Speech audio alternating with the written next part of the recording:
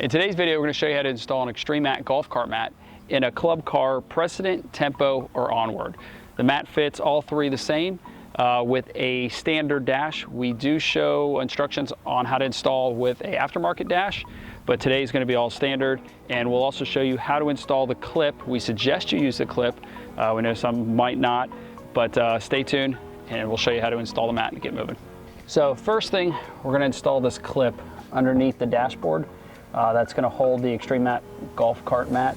So pull back the OEM mat, tuck your fingers underneath the dash a little, and you can slide this clip up under the factory dashboard.